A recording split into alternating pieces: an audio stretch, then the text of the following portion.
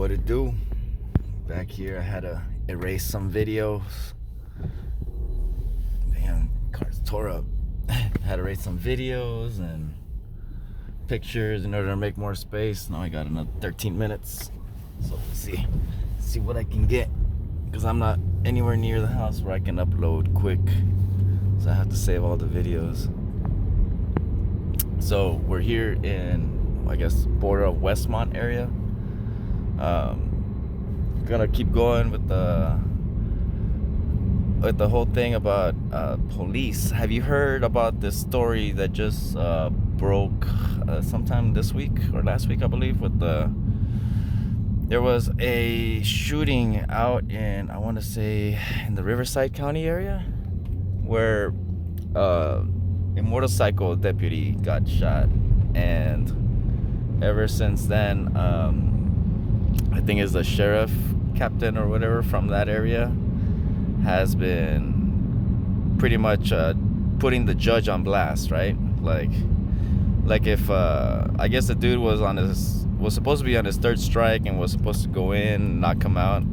Not the first time this happens, right? Where like judge didn't sentence the guy right, and the dude was still out and ended up doing another crime. Well, that's exactly what happened, and it ended up resulting in the death of a motorcycle deputy.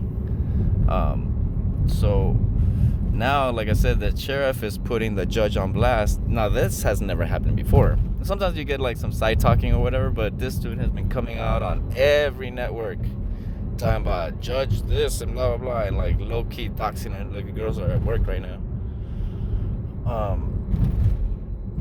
Yeah, you'll see this 24 hours a day over here. Girls working. It's not a lot of cars today because usually they'll just be lined up and backed up. It's crazy. But yeah, this dude has been going around on like a hate campaign on this judge, pretty much trying to get everybody else to. Oh, look, like a hit and run happened here last night. Oh, damn. That's the problem about parking on these main streets. Like, you don't know what can happen. But this, yeah, you guys can look it up. It's on the news. I don't know if it's made it out there, but the dude was a 1%er, which is why I kind of think of why he got off and he didn't end up doing any time. The dude appears to be a light-skinned Anglo man, right? Gives it away is this big ass 1% tattoo he has on his belly. I saw that and I was like, oh, and I think he has like a Mongol's tat as well. So, you know, not a, what would I say? I mean, 1%er is a motorcycle club, so like, in other words, like a motorcycle gang. I know some people say motorcycle clubs aren't gangs and gangs aren't clubs, but you don't need to have the title gang. All you need is like 4 or 5 friends, and if like one person touches the wrong person and then the rest of the 4 jump in, like the news will call it a gang. You know, like I'm not gonna lie about that. Everything's considered a gang if it's more than like 3 individuals hanging out together. Yeah, I think some comedian used to make a joke about that. But yeah, I don't know. It just seems so like so crazy about how this the higher up sheriff. I don't know exactly what his title is. You know, I don't want to say he's the chief of police, or I don't know exactly. All I know is that every time I get on TV, I see that dude's face and I see him talking mess. And you know, the way I see it is like, hey, so I guess the story behind this deputy was that he used to work for the corrections before, you know, so like the corrections wasn't enough action for him, so he decided to become a motorcycle cop. So like pretty much, I guess, you know, he was seeing all the people that were captured and got hunted down, right? So then he wanted to be the hunter, and then he ended up becoming the hunted, essentially. I mean, that's how I see it. Like, if you're going around trying to get a job where like I said, he was already in corrections. That wasn't, I guess, enough of a rush for him. So he decides to go to the academy, become more or whatever. And like I said, a lot of times, I think the the, the individual's like heart is in the right place, where you want to do good for your community, you want to help out, you want to get rid of crime. The problem is, you never work in your community. Like, they send you out to different places. Eventually, like, once you get like in the job, I guess you start, seeing things differently. And then there's that whole us against them mentality and all that. And yeah, it's not a good career, man. Like, I remember my dad was talking about he wanted to be a motorcycle cop a while back, and I'm glad he never did, because him and I probably wouldn't be seeing eye to eye right now. So yeah, some things are just, and before, like, I mean, I was in my head back in the days, you also want to be a good person, right? You want to do the right thing. But once you get older and you see how law enforcement treats sometimes people that aren't even, especially here in LA. I mean, you guys could just look it up on YouTube of like LAPD getting things wrong. And there's been a few chases back to back where, like, within a week they've gone and beat up the wrong person that wasn't even involved in the chase. Like, my thing to that is, like, how can you be that incompetent? Like, aren't you listening to your Motorola? Aren't you listening to your radio? The description of the vehicle that's being chased, the person that got out of the car running or whatever, or like, and then they show up and then they go and brutalize the wrong person. Last time they had the canine go ahead and bite some dude that had nothing to do with a car chase. So, I mean, it's like, I can understand, making mistakes here and there, but good Lord, like, you guys know that you're on video. You guys know that the camera's on you. Goddamn helicopter's flying above you, and you guys still mess up. Like, horrible.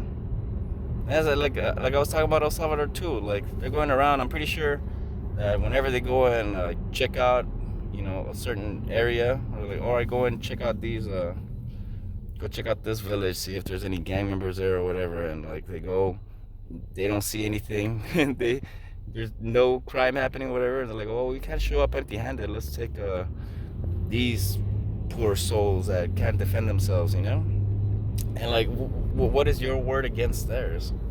Like, that's the worst part. Like I was saying in the last video, dude's a teacher, lost his job because cops put him in, and like, he can't have an attorney represent him, can't do anything until, like, I guess 6 months are up.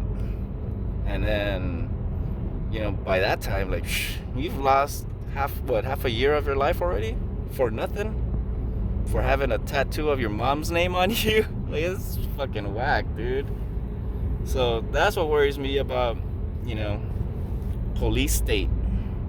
Or like, like, I guess you give the wrong people power, and they get drunk in power and they go and fucking do other crazy shit that, instead of, like I was saying in the last video, instead of doing good, right? Like, let's say if you were actually apprehending the criminals, the bad guys and all that, then you would get praised for it, which is why I believe that cops go around doing big things for, like, the richer people, because you guys get awarded for it, you get a recognition, but if you help some, like, poor family that doesn't have much already, like, well, there's not much in it for you, so why help them out, I guess, But yeah, even, before, when I was younger, I didn't have problem with the police and cops and sheriffs and all that. Hell, we used to play cops and robbers and all that. But yeah, as you get older, like, all you need is that one bad interaction with police where you're right and their arrogance gets the best of them, where, like, getting pulled over by the cops, right? Like, I used to have this other car. It was a little bit lowered. It, like, just like right now I have the fuzzy dice, right? Now, I guess because it's a soccer mom mobile, I haven't been pulled over for this. But this is illegal, right? According to California law, you shouldn't have nothing dangling. I used to get pulled over for having those stupid little air freshener the little pine trees. That's how I used to get pulled over, and that's how I used to like get strikes and all types of, well, they would stop you for that, and all of a sudden they'll be like, oh yeah, your exhaust is modified, your corner lights are blue and not amber. And you're like, what the hell?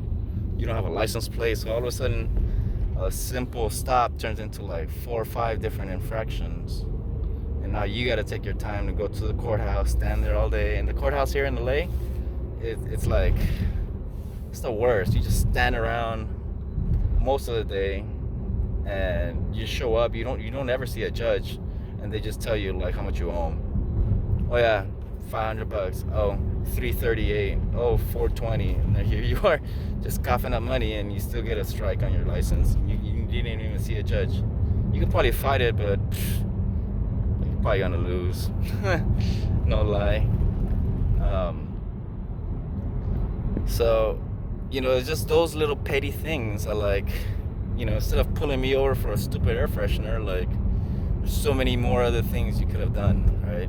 Really fucking stupid. And you're pulling me over for something when you have a fucking laptop right here where you're constantly getting shit wrong. I remember I got pulled over once in my mom's car, and I got pulled over because the damn stupid ass cop that was fucking entering the shit in put the wrong number in. At that time, the license plate was 228, and dude entered 224. I don't know how you get fucking 8 and 4 fucking wrong, but that was enough for him to pull me over, to hold me up to the side, go through all my pockets. Oh, and it was during Christmas time, so I had candy canes in my pocket. And he goes through my pocket, he's like, oh, you got a pipe?